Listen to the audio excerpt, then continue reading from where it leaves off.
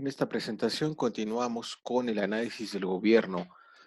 de Luis Echeverría entre 1970 y 1976. En la parte 1 habíamos señalado ya lo que había sido los primeros años del gobierno de Echeverría y cómo, a pesar de sus intentos y su discurso inicial por establecer un gobierno democrático, un Estado más plural, un cambio en la política económica y una mayor igualdad en términos sociales, todo esto había quedado opacado por la represión que se manifestó en contra de los estudiantes de la Universidad Autónoma de Nuevo León y en contra de los estudiantes de la UNAM y el Politécnico a inicios y durante el primer semestre de 1971, así como por la estrategia de terrorismo de Estado o guerra sucia que se desplegó en contra de todos los movimientos armados, tanto rurales como urbanos, que existieron durante ese sexenio y que se sintetizaron en las prácticas de tortura, desaparición, asesinato y ejecuciones extrajudiciales. Ahora, en esta segunda parte nos concentraremos en los factores relacionados con los efectos de esta represión de 1971, así como con los principales acontecimientos de naturaleza económica y política que se llevaron a cabo durante este sexenio. Destaca en primer lugar el conflicto que se manifestó entre el gobierno y los empresarios desde los primeros días de su administración. Cuando Echeverría llega al poder y enterado del estado crítico de las finanzas públicas heredado del gobierno de Gustavo Díaz Ordaz, promueve una reforma fiscal en 1970. Buscaba aprovechar entonces el inicio de su gobierno para realizar un cambio en el pago de los impuestos y que en este caso se sintetizaba en un incremento en los impuestos al capital y a los ingresos, sobre todo tratando de lograr una captación en las partes más altas de las clases sociales en México en aquellos años. Por supuesto, los empresarios se opusieron a este proyecto de reforma fiscal del gobierno de Echeverría, pues en el fondo lo que observaban era el surgimiento de un nuevo régimen fiscal en el cual cada vez más los impuestos públicos descansarían eh, más en el capital y menos en el factor trabajo como lo había sido históricamente hasta ese momento. A partir de ahí entonces encontramos ese conflicto entre empresarios y gobierno que lejos de ir desapareciendo o irse reduciendo con el paso del sexenio, se va a ir agravando. Y encontramos fundamentalmente cuatro puntos de conflicto entre 1971 y 1972, destacando en primer lugar la política fiscal ya referida por esta reforma que resulta a la postre fallida, y también en 1972 una ley sobre el impuesto sobre la renta que se tradujo en un incremento, si no importante, sí simbólico de los impuestos a el capital y que de alguna manera trató de vincular a los ingresos públicos con esta nueva captación de impuestos. También la oposición de los empresarios a la política obrera, sobre todo el reconocimiento que desde la Junta Federal de Conciliación y Arbitraje se hizo a distintas huelgas, particularmente la huelga general que se había programado para 1972. También criticaban los empresarios el creciente papel del Estado en la economía y el hecho de que nuestro país estaba dejando menos márgenes a la participación del capital privado, sin reparar en que en realidad esa creciente participación de la inversión pública estaba únicamente dirigida a complementar y a servir de impulso a la inversión privada, tanto nacional como extranjera. Y también criticaban, por supuesto, las acciones del gobierno de Echeverría hacia los sectores de izquierda, particularmente lo que sería su política exterior cercana a gobiernos de izquierda en el continente como lo sería Cuba y sobre todo el régimen de Salvador Allende entre 1970 y 1973 en Chile, ¿no? El hecho de que se estaban realizando algunas reformas políticas, el apoyo que se estaba dando a la educación pública, a obras sociales principalmente. Ahora bien, este conflicto entre empresarios y gobierno se va a agudizar sobre todo a partir de 1973 y hasta 1975, destacando ahí como causas el aumento de los movimientos obreros gracias a este respaldo que se daba desde el gobierno eh, y particularmente desde la Confederación de Trabajadores de México, lo cual desde la perspectiva de muchos analistas, pues en realidad era parte de una política populista en la cual Echeverría buscaba emular lo que había hecho Cárdenas en su sexenio a fin de apoyarse en el movimiento obrero oficial como un elemento que buscaba establecer mayores bases de legitimidad del gobierno echeverrista. Sin duda, un punto de inflexión en la relación entre empresarios y gobierno será el asesinato de Eugenio Garza Sada, como ya lo referimos, como parte de unas acciones de los movimientos guerrilleros mexicanos, en este caso contra el líder del grupo Monterrey, y también el caso del asesinato de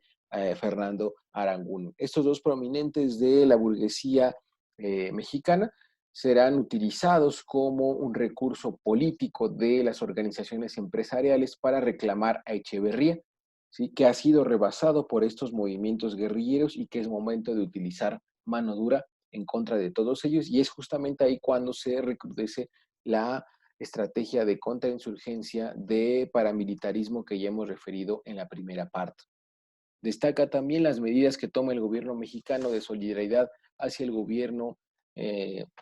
y miembros de la sociedad chilena, que sobre todo se manifiestan entre 1972 y particularmente después del golpe de Estado encabezado por Augusto Pinochet y apoyado y financiado por los Estados Unidos el 11 de septiembre de 1973. Para buena parte de las clases dominantes mexicanas, estas acciones de solidaridad del gobierno de Echeverría hacia el gobierno de Allende y después frente a la persecución política de la que son objeto sus antiguos integrantes en el marco ya del gobierno dictatorial, pues no hacen más que alentar la lucha de las organizaciones de izquierda en nuestro país. En ese contexto es que entonces decide la cúpula empresarial del país crear el Consejo Coordinador Empresarial como esta organización que aglutinara a las distintas confederaciones empresariales y patronales de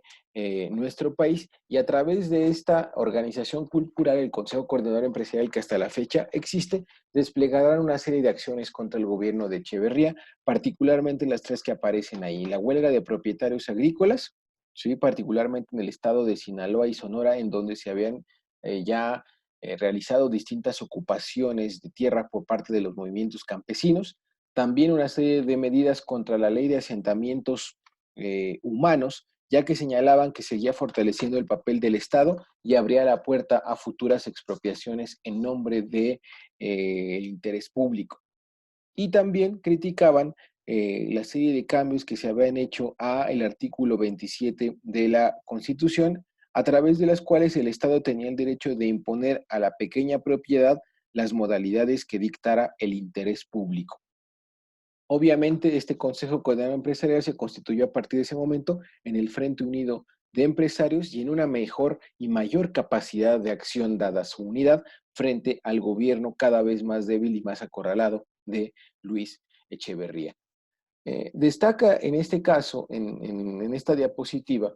lo que fue una de las principales posturas del gobierno de Echeverría en el marco de su relación con el gobierno chileno. Echeverría viajó a Chile, Salvador Allende viajó a México, ¿sí? Y lo que no entendían los empresarios mexicanos es que esa política cercana entre México y el gobierno socialista en Chile, pues en realidad favorecía en el corto y mediano plazo los intereses de la clase reinante y sobre todo las clases dominantes. Y como muestra tenemos este extracto de el discurso que pronunció Salvador Allende en la Universidad de Guadalajara en nuestro país en 1972. En este extracto se señala por parte del entonces presidente Salvador Allende que hay jóvenes que no comprenden que ser universitario es un privilegio extraordinario en la inmensa mayoría de los países de nuestro continente. Esos jóvenes viejos creen que la universidad se ha levantado como una necesidad para preparar técnicos y que ellos deben estar satisfechos con adquirir un título profesional. Les da rango social y el arribismo social, caramba, que dramáticamente peligroso, les da un instrumento que les permite ganarse la vida en condiciones de ingresos superiores a la mayoría del resto de los conciudadanos. De esta forma podemos apreciar simplemente en este extracto del discurso de Salvador Allende, pues cómo en realidad había un interés, ¿sí?, que él cuestionaba por parte de los estudiantes universitarios para la obtención de un título sin vincularse a las demandas y sobre todo los problemas sociales que se enfrentaban por parte de eh, un sector de las sociedades de estos países, incluida la mexicana. Había entonces ahí una perspectiva crítica que he tratado de manifestar Salvador Allende en este contexto y que era sumamente criticada por la cúpula empresarial de nuestro país, pero pues que en realidad Allende nunca se manifestó fuera de estos márgenes acerca de la guerra sucia que mientras él se encontraba en nuestro país, pues ya estaba presente en estados como Guerrero, como Sinaloa, el Estado de México y la propia capital del país. Ahora bien, regresando al conflicto entre empresarios y gobierno, llegamos a 1976. En ese año se produce una crisis y ruptura en esta confrontación y que fue alentada esa ruptura por, primero, los rumores sobre levantamientos armados que se difundían a través de distintas fuentes en nuestro país y que trataban de establecer o de crear un ambiente de temor social y que también abarcaba a la clase empresarial. Por supuesto, también factores de orden económico como la devaluación primero del 31 de agosto y después del 27 de octubre que llevaron a la moneda mexicana primero de 12.50 a 19 pesos por dólar y finalmente en octubre a 25 pesos con 50 centavos por dólar. Es decir, prácticamente una devaluación del 100% en un periodo menor a los 3 meses.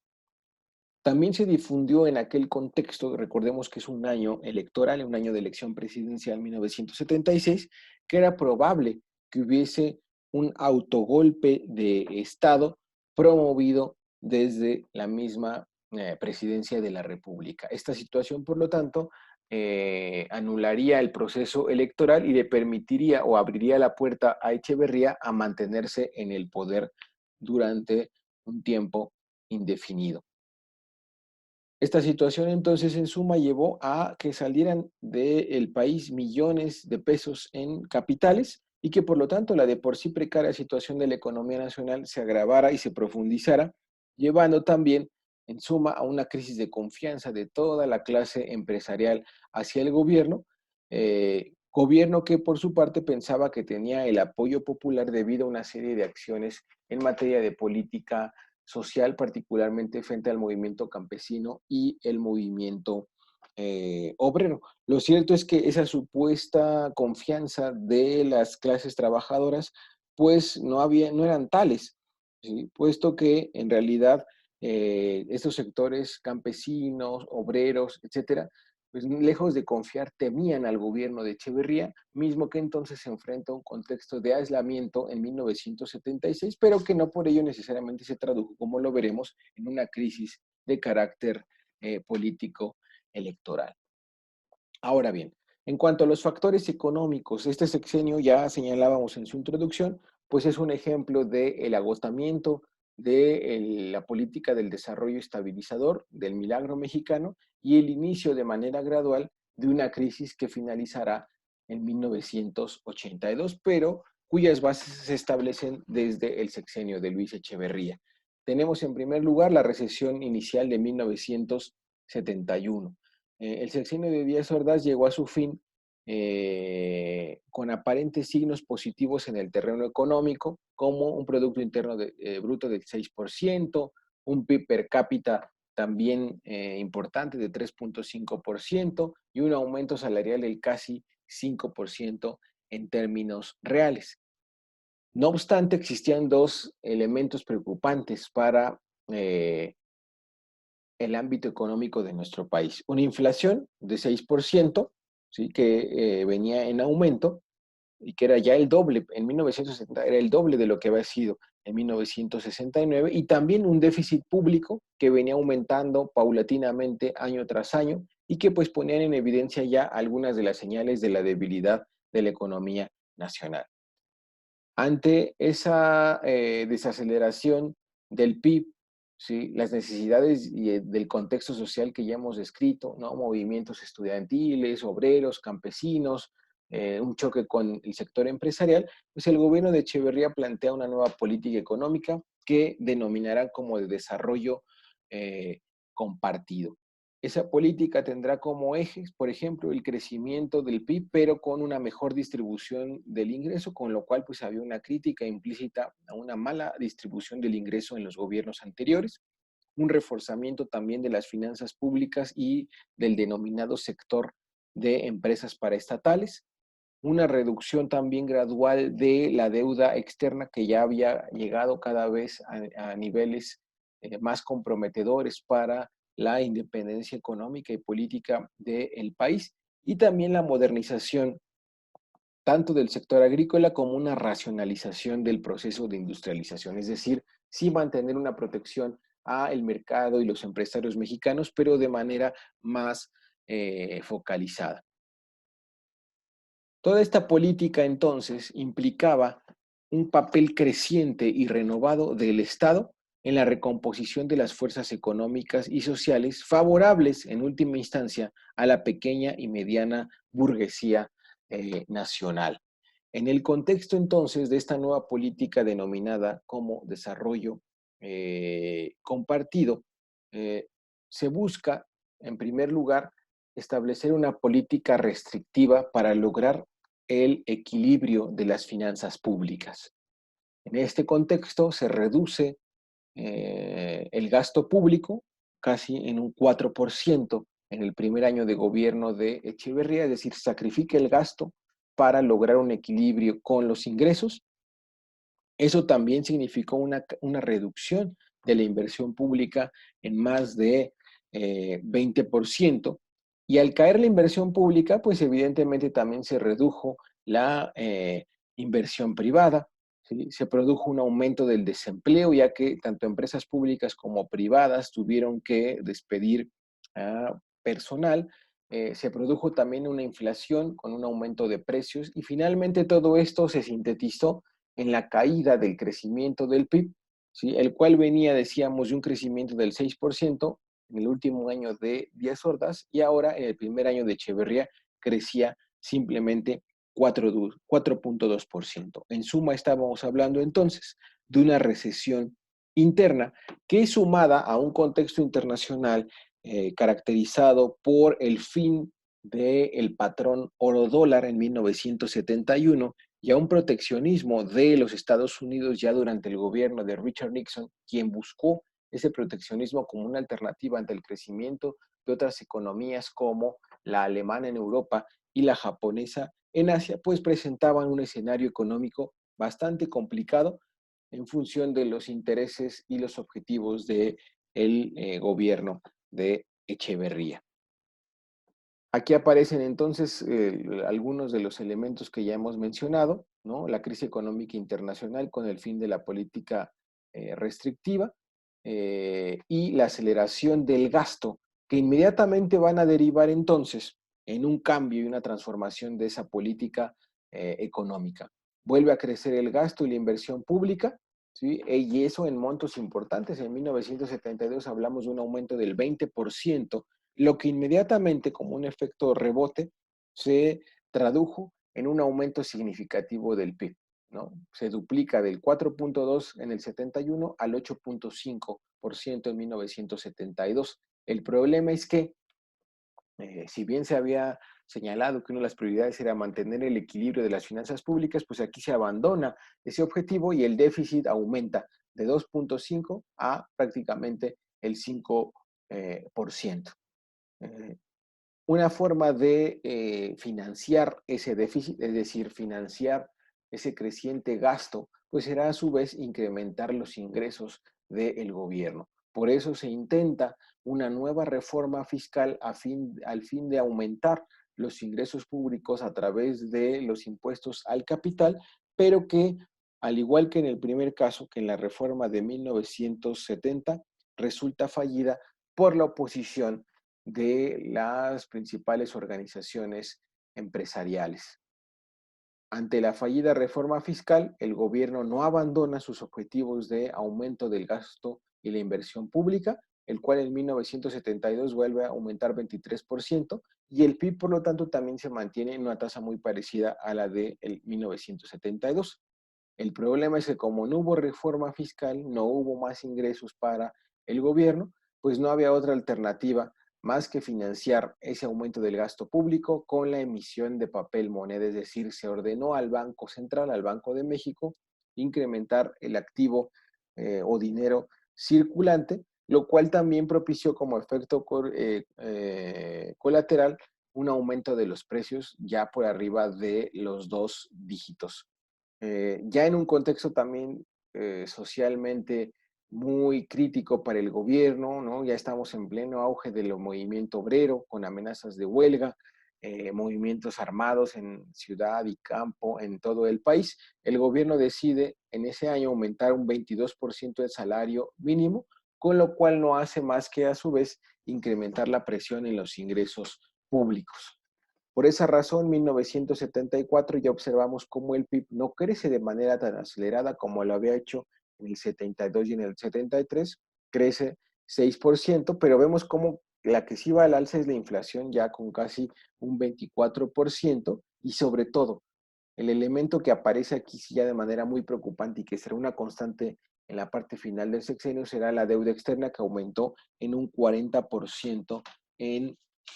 la segunda mitad del sexenio de Luis Echeverría. 1975, ¿sí? Se establecieron nuevos impuestos. Ya era tal la diferencia entre ingreso y gasto que se crean nuevos impuestos, pero estos van dirigidos a lo que se conoce como los artículos suntuarios o artículos de lujo. ¿Sí? Evidentemente no fueron suficientes porque si bien eran muy costosos esos bienes de lujo, pues en realidad no eran el grueso del consumo que se realizaba en el país. Evidentemente entonces esto no fue suficiente para equilibrar las finanzas públicas, ¿sí? Lo cual otra vez se redujo en una tasa de crecimiento menor, ya del 5.6% en comparación con la de 1974. La inflación, si bien se redujo y seguía estando por arriba del 10%, y la que sí no bajaba en ningún sentido en su tasa de crecimiento era la deuda externa, que había llegado para este momento al 50% de aumento, con lo cual ya se había duplicado en comparación con el primer año de gobierno de Luis Echeverría. Llegamos entonces a 1976, un año clave para el análisis económico, no solo del gobierno de Echeverría, sino de los gobiernos mexicanos en este periodo. ¿Sí? En ese año la inflación estaba ya descontrolada, ¿no? Entre 1970 y 1975 los precios habían aumentado 76%, ¿sí? Se reconocía por parte del gobierno que en buena medida la inflación estaba causada por el gasto público, el déficit financiero. Pues lo que hace el gobierno de Echeverría es entonces, como en 1971, establecer una política restrictiva. Por eso el gasto público en su último año de gobierno solo creció 10% en comparación con el 20% que en promedio había crecido entre 1972 y 1975. Al gastar menos el gobierno, propició también una desaceleración de la inversión privada, una desaceleración del PIB, una mayor desconfianza sumada a la desconfianza ya que de por sí existía desde los empresarios al gobierno y que ya hemos señalado por razones de su política social, su política exterior, su política obrera. Eso llevó entonces a una espiral de especulación en contra de las finanzas públicas en un contexto de fuga de capitales, y ante esa necesidad de seguir financiando obra y gasto público debido a que estamos en el contexto ya del año de una nueva elección presidencial, el gobierno entonces busca un acuerdo crediticio con el Fondo Monetario Internacional a fin de lograr un incremento de su deuda, que finalmente logra y que se conoce como el Convenio de Facilidad Ampliada, pero que se estableció con distintas condiciones para México, ¿no? Poner un tope a su expansión monetaria, es decir, que el Banco de México debía dejar de emitir papel moneda, reducir el déficit público y eventualmente también poner un freno al endeudamiento externo. Esto fue insuficiente, ¿sí? Y en 1976 el gobierno lleva a cabo una devaluación de prácticamente el 60% cuando el peso pasó de 12.50 a 19.90. En esta diapositiva aparece una síntesis de lo que fue el primer acuerdo de facilidad ampliada, entre comillas, con el Fondo Monetario Internacional. Será el primero de una lamentable lista larga de acuerdos entre gobiernos mexicanos, sobre todo en el último año de su gobierno, y el Fondo Monetario Internacional, y que decíamos, pues abría la puerta ya a lo que serían las primeras medidas de corte neoliberal en México, ¿no? Serían estos, digamos, el acuerdo precursor de las bases de un modelo neoliberal que por distintas razones no comenzó a aplicarse tal cual en el siguiente sexenio, que ya lo veremos en su momento, pero que sí abrió la puerta de este tipo de transformación económica. Tope a la expansión monetaria, reducción del déficit público, reducción de la deuda externa y en ese caso, inicialmente un préstamo de emergencia por 200 millones de dólares que a la postre, debido a que resultó insuficiente, se elevará a 3,000 millones de dólares.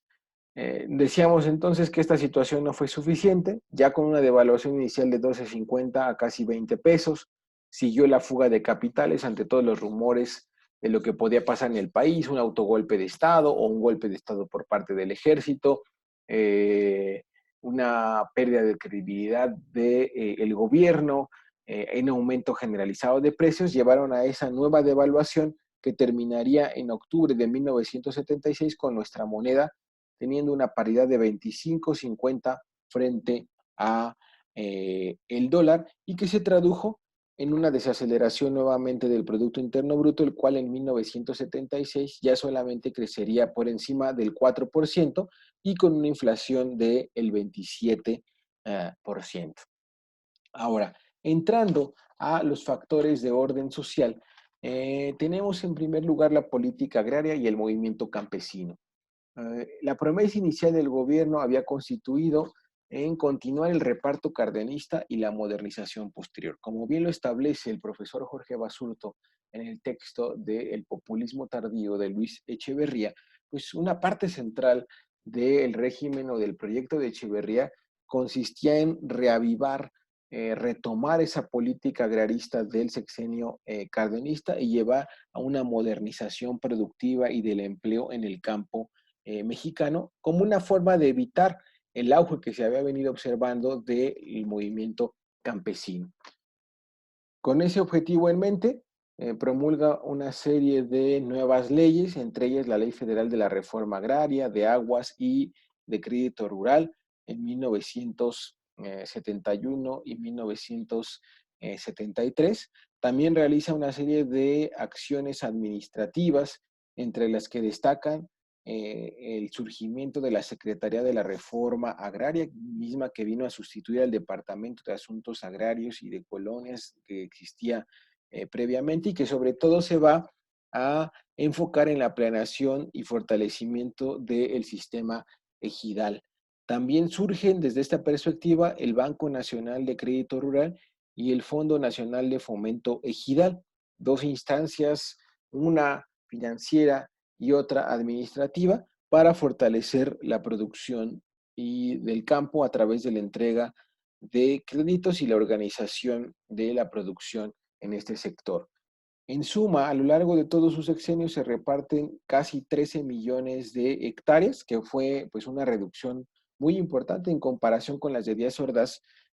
Fue prácticamente la mitad de lo que repartió Díaz Ordaz, pero el problema, y que es lo más importante de esta política agraria, pues es que el sector continuó decayendo a lo largo del sexenio y entraría en una crisis muy notoria a partir de 1976, reflejándose pues en lo que será el auge del movimiento campesino a lo largo de este periodo, ¿no? Que se caracterizó por las tomas de tierras, que hubo más de 600 entre 1972 y 1975. Se organizan en torno a una nueva central en lugar de la CNC, que es la Confederación Nacional de Propietarios Agrícolas. Dado que la CNC estaba prácticamente agotada, pues se busca aquí fortalecer el control del el movimiento campesino a través de esta nueva organización gubernamental. Nueva central independiente, que es la Central Independiente de Obreros Agrícolas y Campesinos, y que era la respuesta del movimiento campesino ante los escasos resultados de la política agraria del gobierno, su represión en contra de movimientos armados. Esto llevó a una extensión y fortalecimiento del movimiento agrícola independiente, ¿no? ¿Y cuál va a ser la respuesta gubernamental como parte de sus acciones posteriores? Pues no le quedará otra al gobierno de Echeverría más que decretar la expropiación de 100,000 hectáreas en el Valle del Yaqui, ubicado en el estado de Sonora, ¿sí? Y que pues había sido el epicentro de varias de estas acciones de ocupación de tierras, de movimientos, protestas, etcétera. Expropiación que, si bien no resolvió el problema agrario, sí, por ejemplo, propició un enfrentamiento muy fuerte entre el gobierno de Luis Echeverría y los principales latifundistas, tanto de ese estado como de estados aledaños. En cuanto a la política laboral y el movimiento obrero, destaca en términos generales la política laboral de Echeverría, y dado el contexto económico adverso que ya hemos descrito, el conflicto con los empresarios, esta política laboral se va a caracterizar por un acercamiento con el movimiento obrero oficial. Entonces se crean nuevos organismos como la CONAMPROS, FONACOT, Infonavit, FOBISTE, que de hecho de todos ellos existen hasta la fecha como un intento del gobierno para tratar de responder a este malestar de los trabajadores con un salario mínimo, un salario mínimo, digamos, suficiente para las necesidades básicas de la población, el otorgamiento de créditos al consumo a través del FONACOT, créditos a la vivienda para Infonavit y créditos a la vivienda para los trabajadores del Estado a través de el FOBISTE. También una constante a lo largo de este sexenio serán los incrementos salariales que se decretan al menos en 3 ocasiones, ¿sí? Y también se aprueba una nueva ley para revisar anualmente los salarios mínimos. El saldo de este conjunto de medidas fue un control mayor por parte del gobierno y un apoyo del sindicalismo oficial. No obstante, el movimiento obrero, al igual que ocurrió en el caso del movimiento campesino independiente, pues mantuvo una férrea oposición a esas organizaciones sindicalistas charras, y a partir de 1972 se caracterizarían por nuevas formas de lucha, nuevas organizaciones como el Movimiento Sindical Revolucionario en 1974, el fortalecimiento de la democratización del sindicato único de trabajadores electricistas de la República Mexicana, y también la formación de nuevos sindicatos, particularmente en sectores como la banca y el sector de los trabajadores universitarios. En suma, esto llevó a que el movimiento obrero independiente se fortaleciera de cara a la parte final del gobierno de Echeverría, y tenemos ahí un dato que pone en evidencia esa insurgencia obrera en ese año, que fue el número de emplazamientos de huelga, que llegó a los 6,300. No obstante, el gran problema, a pesar de esa efervescencia y de esos emplazamientos a huelga, es que no había una articulación nacional ni intersectorial entre los distintos gremios y distintos sindicatos, y eso le facilitó al gobierno de Echeverría pues su oposición y el combate a estos movimientos sindicales. Finalmente cerramos entonces con el análisis de algunos otros hechos relevantes en este sexenio, y particularmente nos referimos a lo que sería, por ejemplo, la creación del Colegio de Ciencias y Humanidades en el contexto de la Universidad Nacional en 1971, destacando ahí, por supuesto, la figura de Pablo González Casanova, quien se puso a la cabeza de este proyecto de los colegios de ciencias y humanidades, y que sin duda marcarán una perspectiva educativa,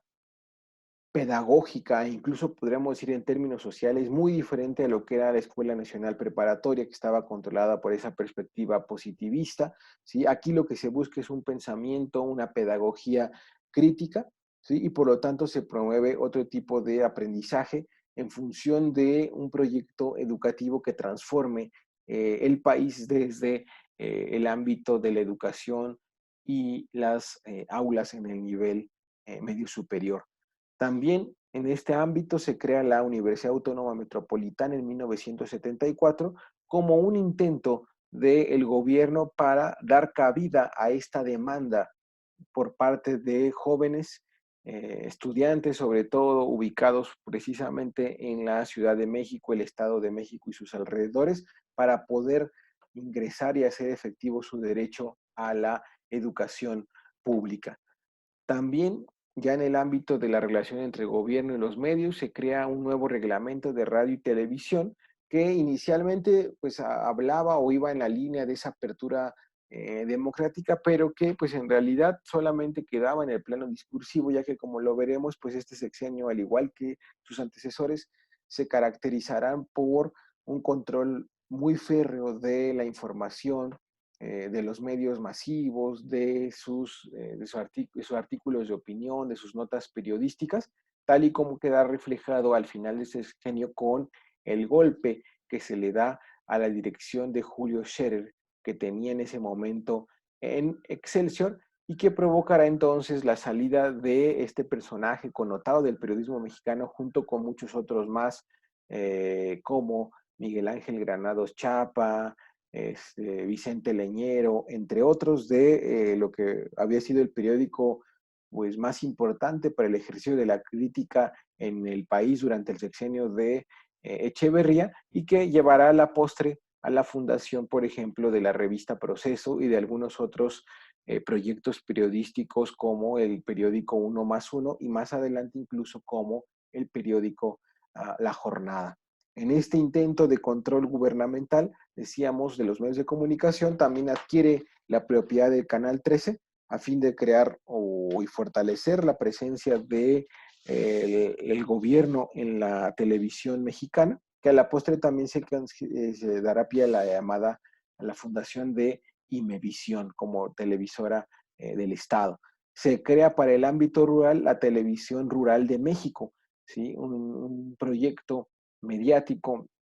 del gobierno de Echeverría para también difundir sus acciones, sus estrategias en el ámbito rural, sobre todo vinculado a pues contrarrestar las ideas de los importantes movimientos armados que pues en aquel sexenio ya decíamos proliferaron. Entonces también se buscó el uso de esta televisora pública como un mecanismo de control y manipulación de la información de cara al México rural. Se transformó Telesistema Mexicano en Televisa con la fusión de los canales 2, 4, 5 y 8, con lo cual pues esta televisora privada se convirtió pues en el monopolio que sería durante muchos años y gobiernos posteriores, pero siempre, como decíamos, al servicio de los intereses gubernamentales y particularmente del Partido Revolucionario Institucional. Y cerramos entonces con el episodio que marcó el término del sexenio de Luis Echeverría en contra del proyecto periodístico Excelsior, encabezado por Julio Scherer, un personaje que a su vez pues había sustituido antiguos personajes dentro de este periódico y que había llevado a este medio a convertirse en el principal espacio de debate público, de publicación de artículos y de reportajes, pues que de alguna manera trataban de evidenciar los errores gubernamentales, darles contexto, propiciar mayor reflexión por parte de la opinión pública mexicana, y que en el año de la sucesión presidencial pues terminaría de manera abrupta con la destitución de Scherer de la dirección de Excelsior, llevando a su cabeza pues a un personaje totalmente vinculado a los intereses del gobierno en turno, pero como decíamos, a su vez propiciando que tras la salida de Excelsior, pues se creara una revista fundamental a lo largo de la historia del periodismo mexicano de la última parte del siglo XX, como lo ha sido la revista Proceso. Bien, entonces con esto terminamos el análisis del sexenio de Luis Echeverría. ¿Sí? Las conclusiones, por supuesto, quedan para que ustedes las realicen en sus equipos y, por supuesto, también entonces lo que se busca es complementar con esta presentación la lectura de los textos que quedaron para el análisis de este periodo que sin duda, como lo pudieron observar, fue fundamental tanto para la acción gubernamental como para los movimientos sociales, tanto reformistas como radicales en nuestro país a lo largo de el periodo post-revolucionario. Muchas gracias.